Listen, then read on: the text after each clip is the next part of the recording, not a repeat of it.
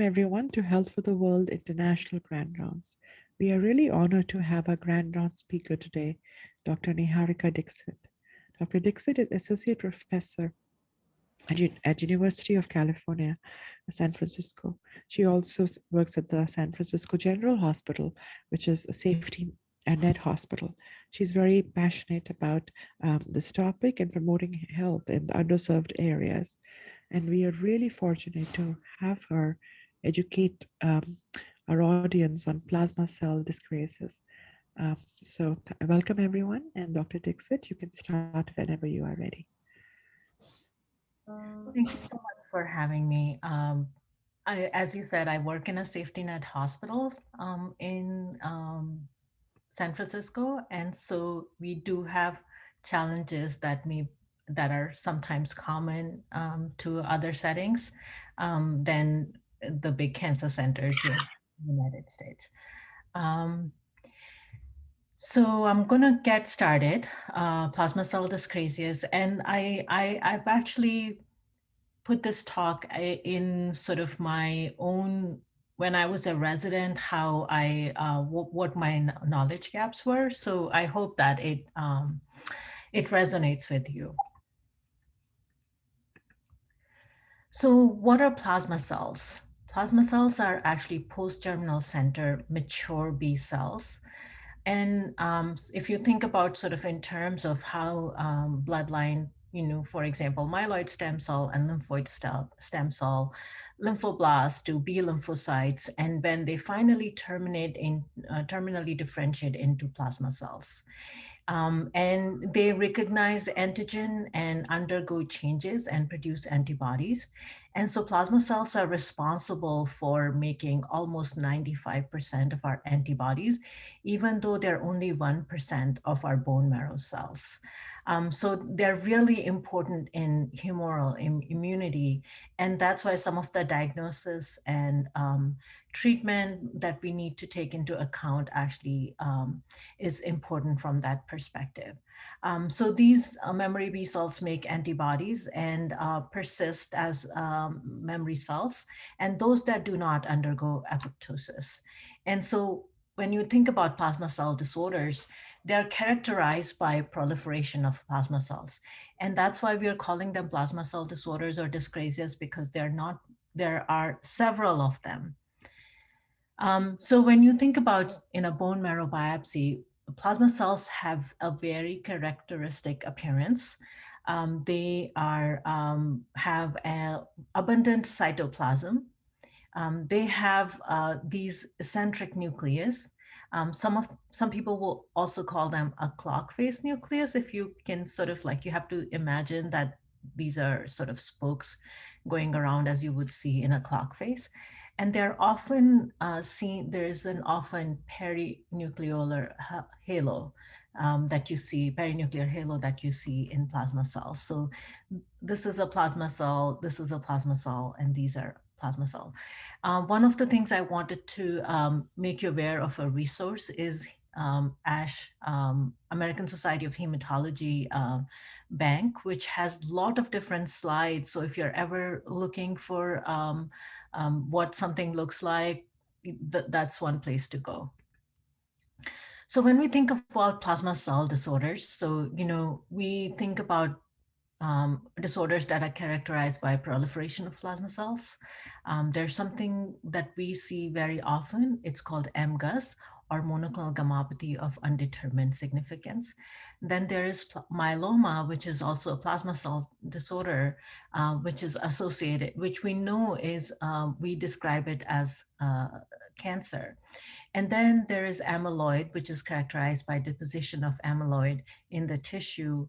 Waldenstrom macroglobulinemia, which is actually different because it is a lymphoma, and here the cell is a lymphocyte and not a plasma cell. The reason they get put in together is because of the presence of immunoglobulin that we will discuss later. And then there are other entities like POEM syndrome, monoclonal gammopathy of renal significance, cryoglobulinemia, which are also associated with plasma cell disorders. So, what is a monoclonal protein? So, we talked about that these plasma cells make antibodies. And if you think about, think back to medical school, antibodies have this appearance of, there's heavy chain and there's light chain. And when we send the blood to look for a monoclonal protein, it actually is an electrophoresis. And what we see is right here is a normal electrophoresis, protein electrophoresis, and here is an abnormal one. The first um, thing that we see is albumin. So this is the albumin level. These are alpha globulin and beta globulin. And then the final curve is gamma globulin.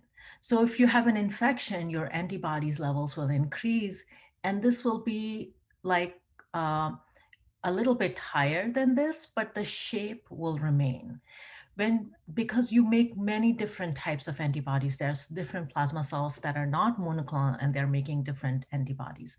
But if you have a plasma cell disorder which is associated with a monoclonal plasma cell, um, then you make only one type of antibody, and then it doesn't look like a nice smooth curve. It really looks like this, some people call it steeple appearance of the gamma globulin. And this is an abnormal protein. And so we'll call it monoclonal gammopathy. And the way we assess what the volume of this is we check for area under curve. And that's why you get an information back that monoclonal protein 1.5 gram or 1 gram or something like that. And then we look for light chains. So remember, antibodies have heavy chains and light chains. And when we look for for heavy chains, these can be immunoglobulin G, A, or M, or D, or E, because remember there are 5 types of heavy chains. And then we look for kappa and lambda, which are the light chains. So for example, for this patient, we know that this patient has an IgG and a kappa type of monoclonal gammopathy. So what is MGUS, or monoclonal gammopathy of undetermined significance? So it is characterized by monoclonal proliferation of plasma cells and secretion of electrophoretically and immunologically homogeneous. That means they're all same type of protein, unlike in normal circumstances where you'll make different types of antibodies. So to call it MGUS, the protein level in serum has to be less than 3 grams.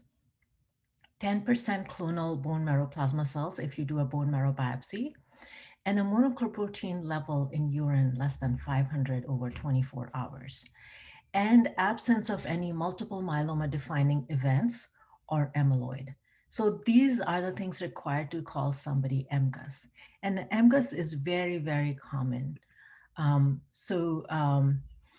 And what's smoldering multiple myeloma? So we'll talk about some of the other plasma cell disorders.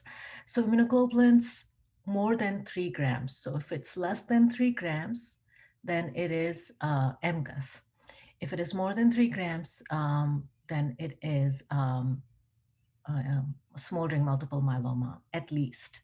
Monoclonal protein levels in urine more than 500 per 24 hours, and clonal plasma cells 10 to 60%. So if the plasma cells are more than 60%, it goes into a different category. And remember, to call it MGUS, it has to be plasma cells less than 10% in the bone marrow.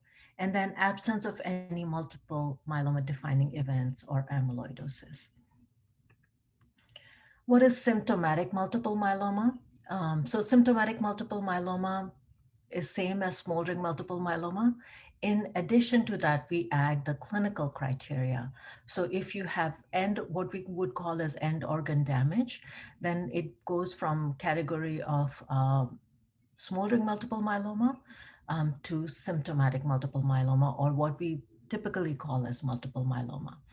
And so bone marrow plasma cells more than 10%, or protein more than 3 grams. And in addition to that, we used to call it CRAB, which is hypercalcemia, renal dysfunction, anemia, and bone lesion. And now we call it slim crab. So that means scans like MRI, PET, or CT have to be, if they are positive, or light chain ratio of more than 100, and marrow plasma cells more than 60%. So now that falls into symptomatic multiple myeloma, which requires treatment.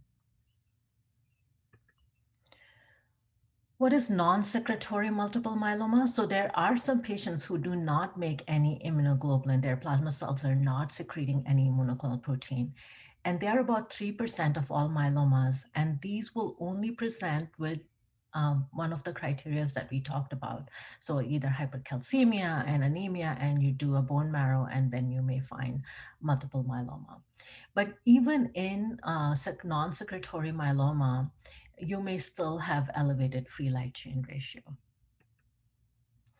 What is solitary plasmacytoma? So that's another terminology we hear about. So solitary plasmacytoma is a localized proliferation of plasma cells. And so there should be no M protein in serum or urine, a single area of bone destruction due to clonal plasma cells. Bone marrow is not consistent with multiple myeloma, and normal skeletal survey or MRI of spine or pelvis if done, and no related organ or tissue impairment, no end organ damage other than solitary bone lesion. I have to say, I haven't seen a single patient with solitary plasmacytoma. It is described, but it's not very common. So I thought maybe we'll do a case-based discussion. So this is a patient from my practice. He was referred to me with mild anemia, but it was actually consistent with iron deficiency. He had an SPEP done by his primary care doctor, which showed immunoglobulin G, kappa, monoclonal gammopathy. And he only, when he came to see me, he only had some fatigue. His hemoglobin is 10, his ferritin is 8, and percent saturation is 5%. So this is very consistent with iron deficiency. And on his SPEP, we saw monoclonal protein IgG kappa 1.5 gram per deciliter. And so, when I saw him, I asked him for what his symptoms were. Um, so we asked for things like bone pain, fatigue, generalized weakness, constitutional B symptoms, lymphadenopathy, hepatomegaly, splenomegaly, neurological symptoms, any bleeding, symptoms suggestive of amyloid. I think we don't always think about that because it is not common for patients to have amyloid, although patients with multiple myeloma, at least 40% of those can have amyloid. But things that are often amyloid is diagnosed on basis of things like shortness of breath with restrictive cardiomyopathy or protein urea with nephrotic syndrome. And so asking for some of those questions and testing for some of those things are important. Um, for especially when we are thinking of what we need to risk stratify this patient. So remember, we have the SPEP, we want to get a UPEP, urine protein electrophoresis with 24-hour urinary protein. So how much proteinuria there is, CBC, creatinine, calcium, because we want to know if there's any hypercalcemia. We want to get free light chain ratio because now we treat patients based on the free light chain ratio. So it's really important to get it. And also for risk stratification of MGUS, and then skeletal survey. So we used to do a lot of skeletal surveys, and we still do them for MGUS. But if there was any reason to think about this patient to have that he has smoldering multiple myeloma, then we will definitely do MRI, PET, and or CTs. We don't have to do all of them, whatever is available, to confirm if he needs treatment or not. And then this patient had a bone marrow, which showed 5% of plasma cells. So why do we do serum free light chain ratio? So elevated free light, oftentimes when it is monoclonal remember we have two types of light chain, kappa and lambda. So one of them will be elevated. Kidney dysfunction can actually, or any infections can elevate light chains also, but the ratio remains normal. So in most of the cases, the elevated free, only one type of light chain is elevated. And we would think that all of these proteins will also be we can be seen in urine, but not always, because sometimes they are reabsorbed, and so they may not be positive in urine. It may be helpful even in non-secretory myeloma. So we remember we talked about that two-thirds of patients may actually have who have non-secretory myeloma may still have abnormal free light chains. But as I said, they may be affected by renal dysfunction. So, when our patient came back and he had all his blood work done, his CBC is now almost normal. His creatinine is zero point 0.8. Calcium is 10 gram per deciliter, which is normal based on his albumin. He had a skeletal survey that's negative. He had a serum protein electrophoresis, which we talked about, with 1.5 gram deciliter. His urine is completely negative, and he has free light chain ratio. So if this patient was, assuming that this patient got iron treated for his iron deficiency, and that was the cause of his anemia, and not multiple myeloma. So this is not multiple myeloma. He did improve in terms of his in his anemia. And remember, he had a bone marrow biopsy which showed plasma cells less than 5%. So this patient has monoclonal gammopathy because, going back to the criteria again, so his serum monoclonal protein is less than 3, he has less than 10% clonal bone marrow plasma cells, and his he has not been having any proteinuria, and definitely less than 500 milligram, and he has no multiple myeloma defining events or evidence of amyloidosis. So MGUS is present in about 3% of patients who are more than 50-year-old and 5% in more than 70-year-old. So it's a very, very common condition. The risk for progression to multiple myeloma in all patients is defined as 1% per year. But there are other things that we can do for risk stratification of MGUS. So one is the type of M protein. So this is a recent study from New England Journal of Medicine, which followed patients for non-IgM MGUS and for patients with MGUS. And what they found is that most patients are going to die without progression. So remember, because it's very common, it doesn't always progress to where we need to treat it. So majority of patients actually die without progression. But if you look at patients who have progression, those patients actually are more likely to have progression if they have IgM MGUS versus non-IgM MGUS.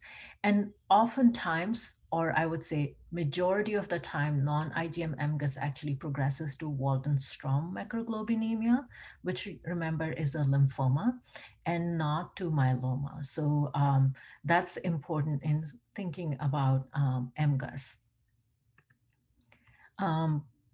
This is a table looking at who was at risk for progression. And so here is the IgM, patients who had IgM MGUS. If they were more than 1.5 gram per deciliter, there was higher chances of progression. If they had abnormal free light chain ratio, there was higher risk of progression. And one of the ways to further risk stratify is look at the 3 factors. So type of M protein, abnormal free light chain ratio, and M protein more than 1.5. So if you have any 3 abnormal, so if you have 3 of those abnormal, then your risk of progression is much higher. Versus if you have, if it's a non-IG, it's an IgG type MGUS, M protein is less than 1.5, and free light chain ratio is normal, then the risk of progression is very, very low. So that's one way to risk stratify, is to look at what type of light chain, what's the size of the M protein and whether the free light chain ratio is normal or not. So we already talked about that this is, size of M protein, IgG versus IgM, MGUS, and free light chain ratio. So low risk can be actually followed annually or biannually with history and physical examination alone. I often see these patients once a year or every 6 months if I'm really being very aggressive. But I think even annual is pretty good. We don't have good criteria or we don't have sort of randomized data here of how well to or how often to follow these patients. But high risk patients, so patients, remember, who have three are high risk. And those patients I follow more closely because they can progress on to multiple myeloma or other things like lymphoma. So this is my second case, and just to sort of differentiate between different plasma cell disorders. So this is an 80-year-old woman who presented with left shoulder pain, and X-ray showed a large lytic lesion with fracture of scapula. Her CBC showed mild anemia with low retic count. Her SPEP and UPEP were actually negative, and free light chain ratio was abnormal. And bone marrow biopsy showed 30% plasma cells. So if you go back to our criteria for multiple myeloma or multiple myeloma that requires treatment, so remember, even though her SPEP and UPEP is negative, more than 10% plasma cells actually tell us that this is at least smoldering multiple myeloma, but the presence of a bone lesion tells us that this patient actually has symptomatic multiple myeloma and needs treatment. So for her evaluation, we'll get CBC, chemistry, SPAP,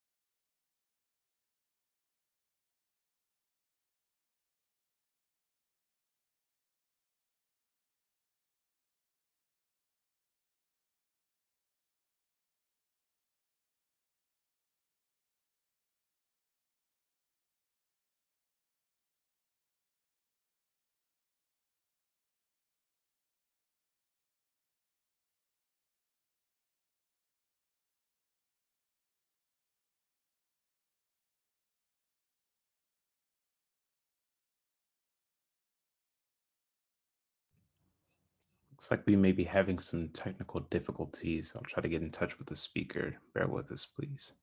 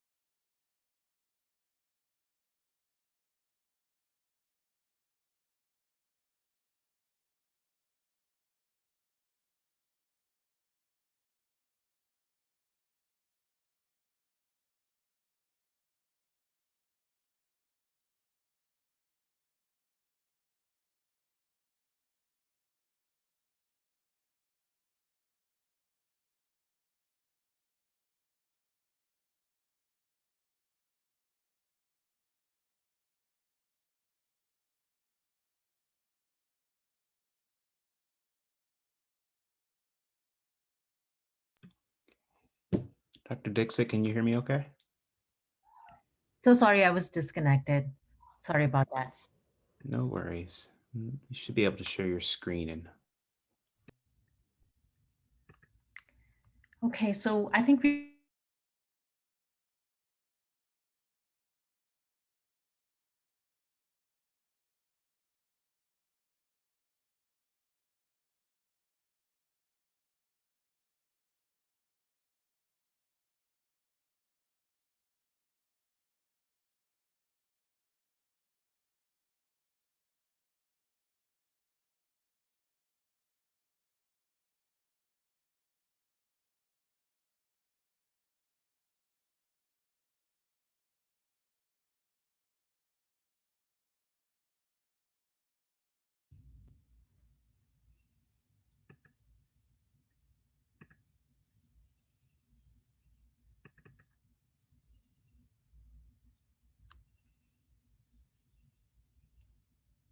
Can you guys hear me?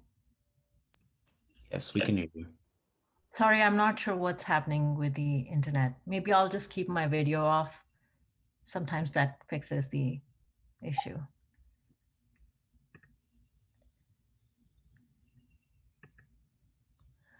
So staging of multiple myeloma. How do we stage multiple myeloma? So there is an older staging system, which is called as Dury-Salmon staging system, which takes into account hemoglobin of more than 10 would be stage 1, calcium, presence of plasmacytoma, and IgM level.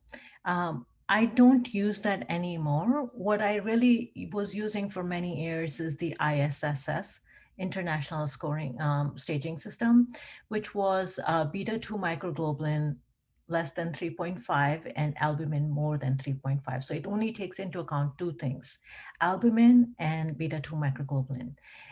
C-reactive protein less than 4 and plasma cell labeling index less than 1%. So the way to remember it, if the beta 2 microglobulin is less than 3.5 and albumin is more than 3.5, it's stage 1. If beta 2 microglobulin is more than 3.5, or beta 2 microglobulin is more than 5.5 or more, and albumin is less than 3.5, because remember, it suppresses albumin, then that's stage 3, and anything in the middle is stage 2.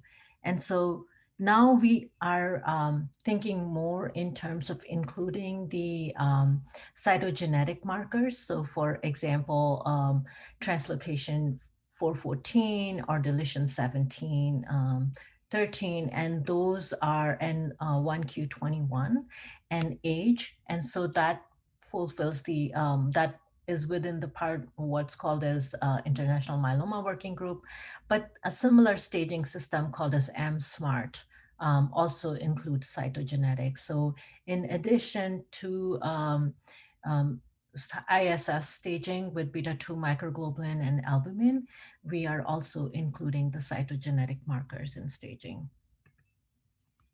So what happens in multiple myeloma and bone lesions? So what's happening is that in multiple myeloma, what multiple myeloma cells do is when they have all these cytokines that actually promote osteoclasts, which are actually bone resorptive, and they suppress osteoblasts, which are help in bone formation. And in addition, there is bone marrow stromal cells that are also, remember, with tumor, it's also the microenvironment that make different things that suppress osteoblast, but promote osteoclasts. And that's why you get lytic lesions with bone marrow, which are classical of multiple myeloma. This was supposed to be a little break for you in between my presentation. And how do we treat these patients? So these are sort of not detailed treatment, but specific, but sort of guidelines of how we treat patients. Let me go back. So if you think about high risk multiple myeloma, so this is stage 2 or 3 with abnormal cytogenetics. that we stratify as high risk. And standard risk is stage 1, 2, but without any high risk markers. So these with high risk multiple myeloma, the consideration is of using a clinical trial approach or novel therapy, or using standard risk approach if that's not available. And for standard risk multiple myeloma, we sort of divide the treatment into um, two different pathways. One is transplant candidate and non-transplant candidate.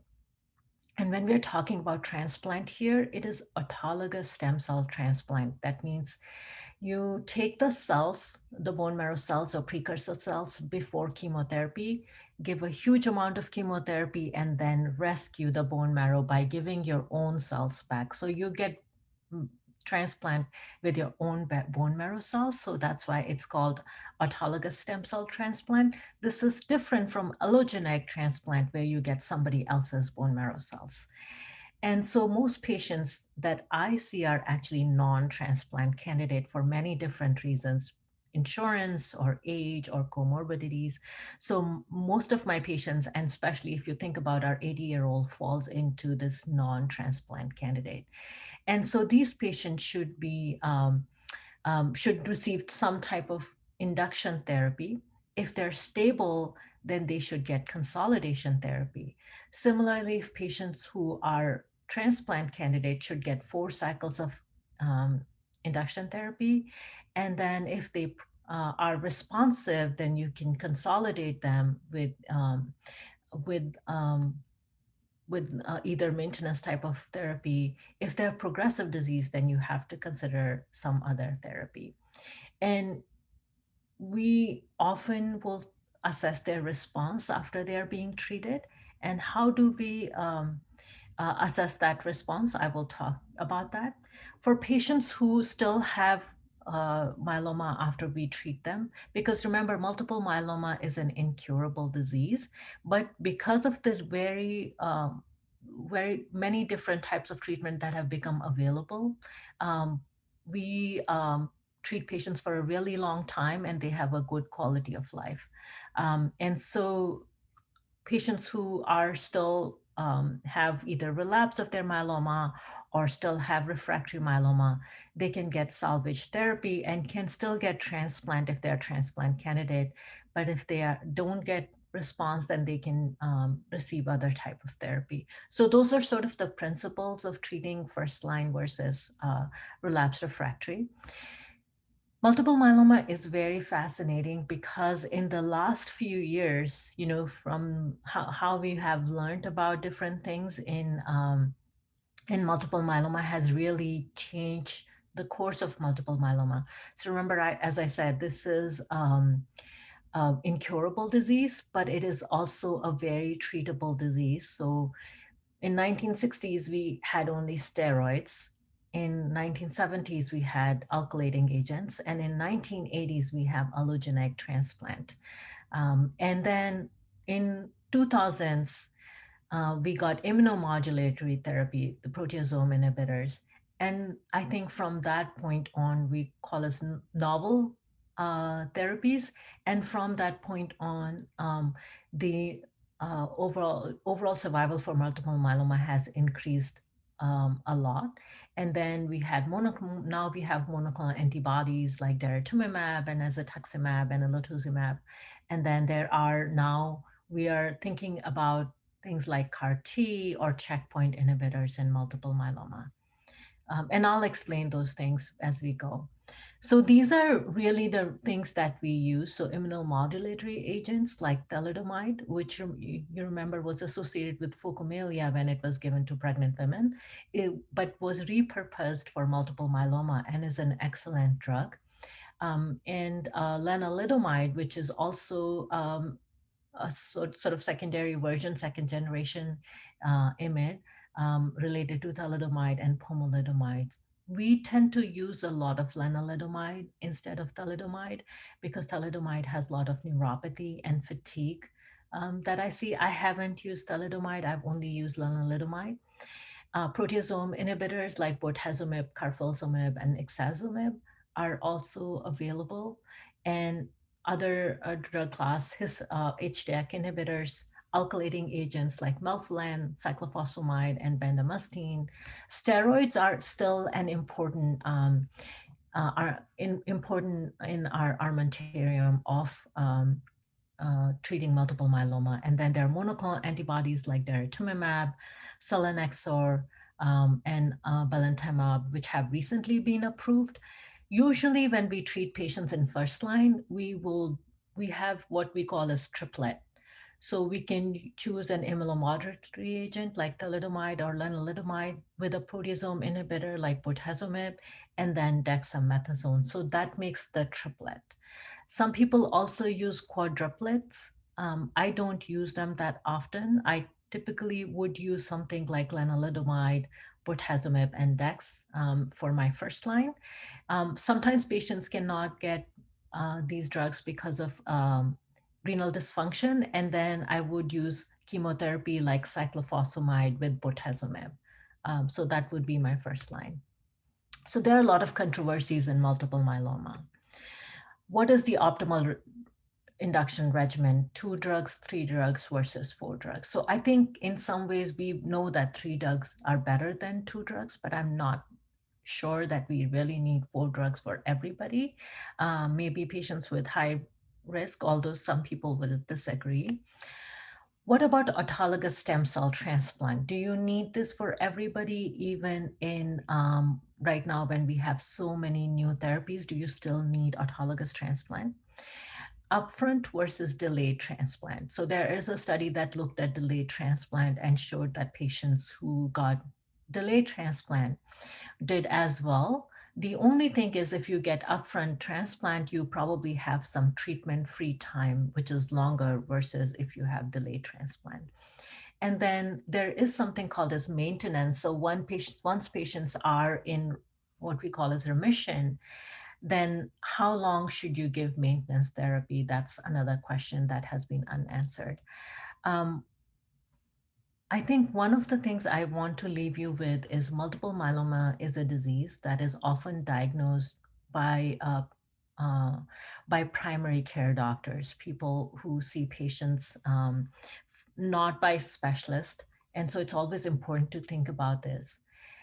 Multiple myeloma is also a disease where treatment can actually improve quality of life in addition to helping people live longer. And that's because the bone pain or hypercalcemia or anemia are very bad for quality of life. And so it still makes sense to treat patients. And they're almost I haven't yet seen a patient, I've even treated 90-year-olds who will not benefit from treatment. So most patients benefit from treatment. So at least the first line treatment everybody should get just because it can actually improve their quality of life. In terms of supportive therapy, so bisphosphonates are important because they are used for management of hypercalcemia, but also to prevent fractures from bone lesion, and actually have shown to improve overall survival. So bisphosphonates like pamidronate, zoledronate are also used as a part of treatment. The duration of treatment is not known, so most people actually continue them as long as patient is receiving treatment for myeloma. Management of pain is very important for bone lesions. So my patient did get radiation therapy for management of pain. And then neuropathy is a common side effect of often monoclonal gammopathy, but also side effect of the treatment for multiple myeloma. We talked about thalidomide, but also bortezomib. And also vitamin D. Remember, vitamin D is important for bone health. So adding that also helps. So how do we define response? So complete remission is no M protein in urine or serum, no plasmacytoma, and less than 5% plasma cells in bone marrow. So this is what we call as complete remission. Very good partial response is 90% reduction in M protein and no presence of urine in protein in urine. Partial response is more than 50% response in serum M protein and 90% in urine. And stable disease is when there is no change, and progressive diseases if it is 25% increase from baseline. Is everybody doing okay? Okay, so I'll keep going. So amyloidosis is a disease that is associated with deposition of light chain or heavy chain. Remember, there are two important types of amyloid: AA amyloid, which happens with inflammatory conditions and kidney disease, and AL amyloid. And the difference between the two is that AL amyloid is plasma cell proliferation, and is associated with immunoglobulin deposition that form the amyloid fibrils. Over time, a small number of patients of MGUS may eventually develop amyloidosis. And so if you suspect that, and so we need to ask for those questions because it can present with things like nephrotic syndrome, restrictive cardiomyopathy, peripheral neuropathy, hepatomegaly, macroglossia, and purpura, and bleeding diathesis. Diagnosis is based on the Congo red stain, and the most important way to diagnose amyloidosis is actually the fat pad biopsy, but oftentimes kidney is biopsied because there is renal dysfunction or proteinuria, and bone marrow is not a common area for amyloid deposition. It's more fat pad, kidney, and then occasionally liver. And this is all these areas are Congo red positive, these fluffy cloud-like, and this is actually bone marrow. And this is the apple green birefringence that you see under polarized light. So that's how you diagnose amyloid, but not AL amyloid. To call it AL amyloid, you need to call somebody amyloidosis or AL amyloidosis, you need presence of amyloid-related syndrome. So remember things like restrictive cardiomyopathy or amyloid kidney, and positive staining for amyloid by Congo red, but also that it is actually caused by light chains, and not by or it's caused by a plasma cell proliferation, which you can do with mass spectrometry or immune electron microscopy. And you may have some evidence of plasma cell proliferation, either an M protein or abnormal light chain ratio or increased plasma cells, monoclonal plasma cells in the bone marrow. Treatment for amyloid is similar. Some of it is similar to multiple myeloma. We use the same drugs like daratumumab, bortezomib, lenalidomide, and melphalan dexamethasone. The only difference being is that for amyloid, where it's available, patients should directly go to transplant without any induction therapy. So that's how amyloid treatment is different than multiple myeloma, is transplant without any other therapy. And for non-transplant, it's drugs that we often use for multiple myeloma. Waldenstrom macroglobulinemia. So a few words about Waldenstrom because it is associated with IgM gammopathy, and it is a lymphoma, not necessarily a plasma cell disorder because these cells are not terminally differentiated, and these cells do secrete IgM monoclonal gammopathy. And it is a spectrum of disorder, and has a phase called a smoldering Waldenstrom. So presentation here is with B symptoms. So patients may have symptoms like fever, itching, fatigue, or night sweats, what we describe as B symptoms. Sometimes there may be neuropathies, there may be neurological symptoms. Bleeding is one of the things that can happen. Hyperviscosity. Often bleeding is actually because of hyperviscosity, like nosebleeds. And then lymphadenopathy, hepatomegaly, splenomegaly, and cryoglobulinemia. And these are actually treated with like lymphomas. So if there is evidence of hyperviscosity with plasmapheresis, and if these are treated, like I said, with lymphoma, with rituximab-based regimen, chemotherapy and lenalidomide, and also some other new drugs that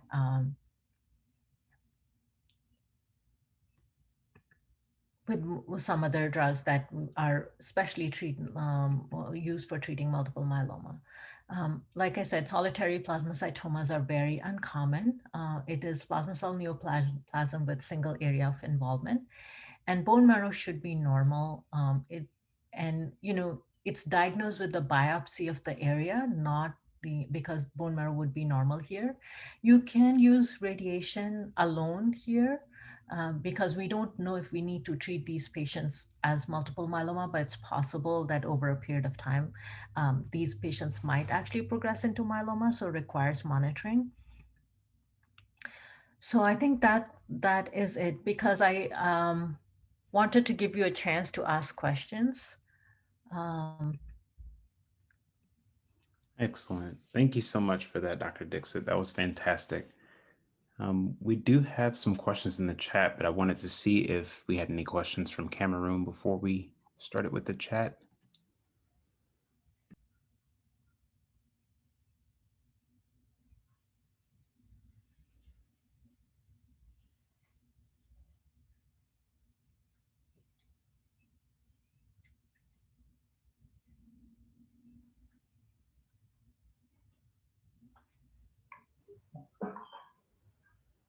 Where do I say?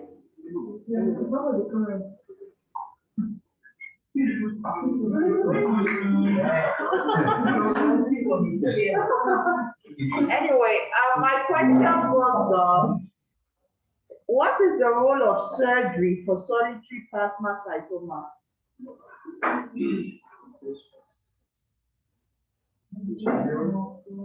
My question was, what's the role of surgery for solitary plasmacytoma? Yeah, I think that is a good question, because we often think of myeloma as a systemic disease. There isn't a lot of data on surgeries for plasmacytomas. If you do diagnose plasmacytoma, you can do radiation. Like I said, that's sort of more described. But you still, even if you do surgery because you're doing local treatment, you may still have to follow these patients to make sure they don't develop they don't develop multiple myeloma down the line. I'm thinking of some areas where surgery may be actually required. For example, often I see in vertebral lesions sometimes where resection may be necessary, or but I don't think there's any guidelines around margins or anything like that. So wherever possible, we should be doing radiation. It's not very common actually, but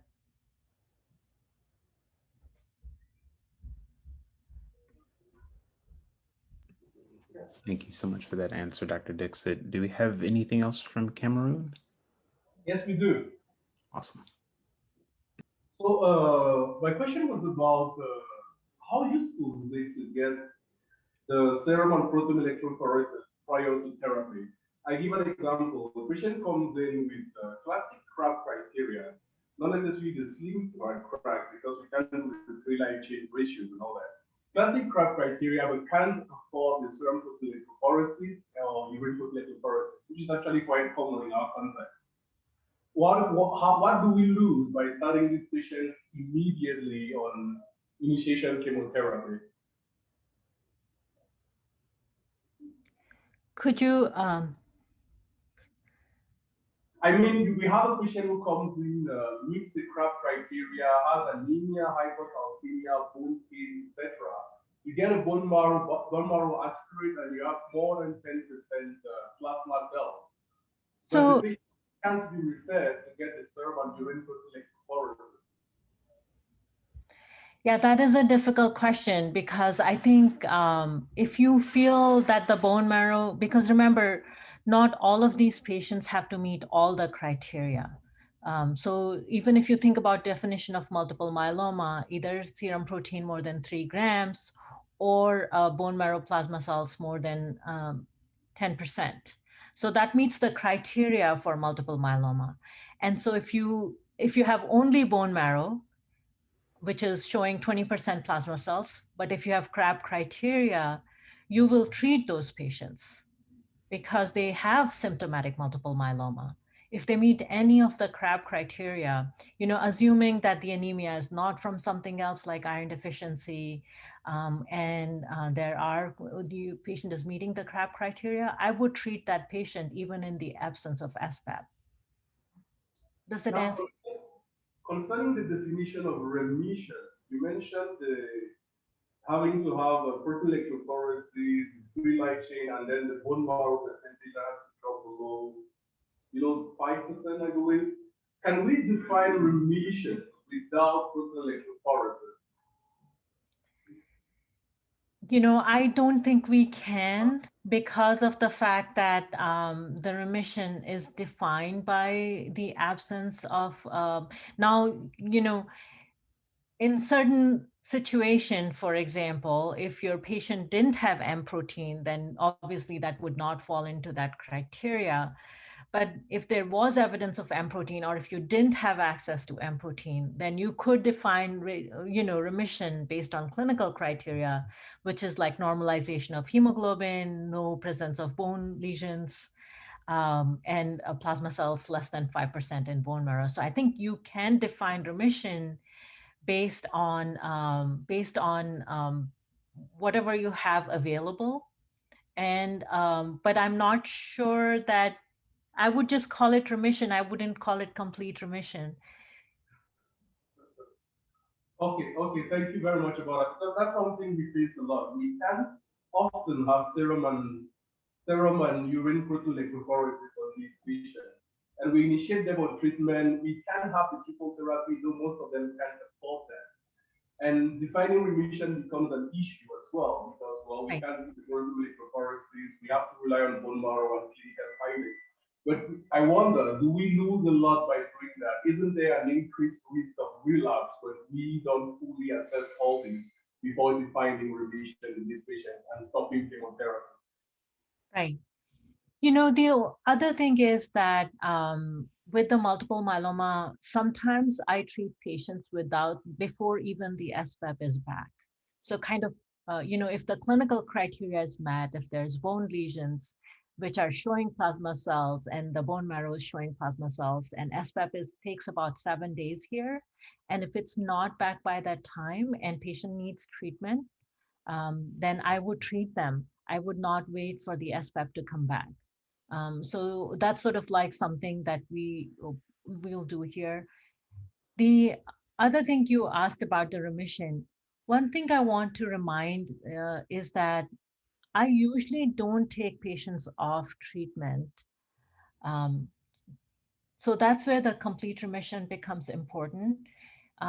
If either they are in complete remission and have been on treatment for at least 1 or 2 years or so, what we call as maintenance treatment for 1 or 2 years or so, I usually continue to treat them if there is no complete remission or stringent complete remission, which includes a normalization of free light chains. And so that's where it may be helpful.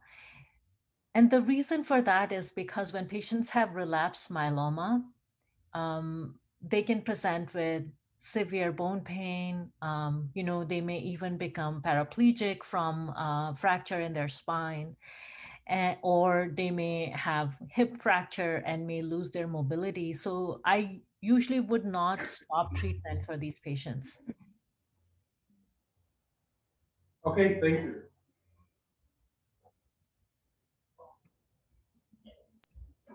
Thank you for that, Dr. Dixit. I guess now we can transition to some of the questions in the chat. The first one is asking why kappa gammopathy is so common and why not lambda? I think you are probably right that the kappa gammopathy is more common. And lambda gammopathies, often I see it more with amyloidosis. It may be related to the plasma cells that are often more likely to have proliferation. And I don't think that there is a definitive answer for that unless unless somebody else knows something about that. I'm not sure that I have the answer. Gotcha. Thank you. Another question in the chat is asking about the role of PET scans in multiple myeloma. And go ahead. Yeah, was there any other thing with it? That was it in the chat. That's all they wrote. Okay, so the PET scans have become very important for multiple myeloma because I see their value in differentiating between smoldering multiple myeloma and symptomatic multiple myeloma, where all other criteria are absent for calling it symptomatic. That means there is no CRAB criteria. But to actually meet the new definition of symptomatic multiple myeloma, which is, I called it slim crab, so with scans. So either a whole body MRI or CT or a PET scan. So whatever is available, we tend to do PET scan. And the reason for that is skeletal surveys actually miss a lot of bone lesions. They're not as sensitive. So definitely before calling somebody smoldering multiple myeloma, I would definitely consider doing a PET scan if that's available, or a whole body CT or MRI. Excellent. And another question is, are there any screening tests for plasma cell dyscrasias? If I go back to sort of like if 3% of patients who are above 50 have MGUS, then I'm not sure that we should be doing screening for everybody. It should only be when we are looking for something, like if there's anemia or renal dysfunction. I don't think we should be screening for multiple myeloma yet. So I don't recommend doing it as a screening test because you can do SPEP as a screening, but remember when I showed you that chart where majority of patients actually died without progression of their MGUS or from other diseases.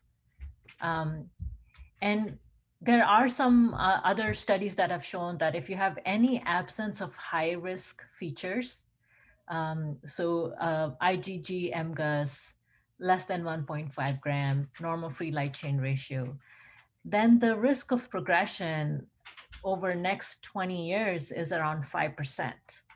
So should we be screening for something where the risk of progression is that low over the next 20 years for somebody who's 60 or 70? And I don't think that would really be necessary to do that. And especially it's not a curable cancer. The other place to screen would be if it is a curable cancer, then it makes sense to screen because then we can make patients not have cure the cancer. But here we can't cure it. And so that's the reason that I don't recommend screening. Understood. Thank you. We have another question from Cameroon, and it's saying, if one can make a diagnosis of MGUS, what could you do to prevent progression to multiple myeloma? So we don't have anything in MGUS to prevent the progression to multiple myeloma. But people have looked at smoldering multiple myeloma, which is, more than 3 grams of protein, more than 10% plasma cells in the bone marrow, and more than 500 milligrams of protein in the urine. And for those patients, actually, there have been some studies that have looked at treating these patients earlier, but those studies have not shown to improve survival or have had a lot of methodological problems in those studies. And so we are not even yet treating smoldering multiple myeloma. What we have done is that with the slim crab criteria, we have moved a lot of patients who would be smoldering multiple myeloma into symptomatic multiple myeloma. And so treating those patients actually does improve survival when they are into symptomatic multiple myeloma, but not at MGUS. And so I'm not sure that I have an answer for preventing MGUS from to progressing multiple myeloma. And like I said, you know, a lot of patients with MGUS will actually die with their MGUS and not off MGUS. So I think it's more important to identify patients who would be at high risk and then treat, maybe looking at approaches for those patients. And I think one way we do that is kind of classify patients into smoldering versus versus MGUS, and then MGUS into high risk versus low risk. Gotcha. Thank you. I think we have time for maybe one more question.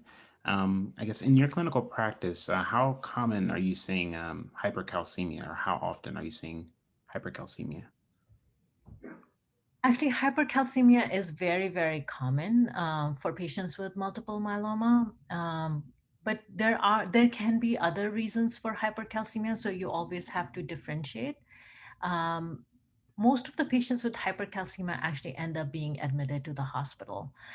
So it's less common to see them in my clinic and more common to see them when they're admitted to the hospital, often with bone disease and other things in addition to that.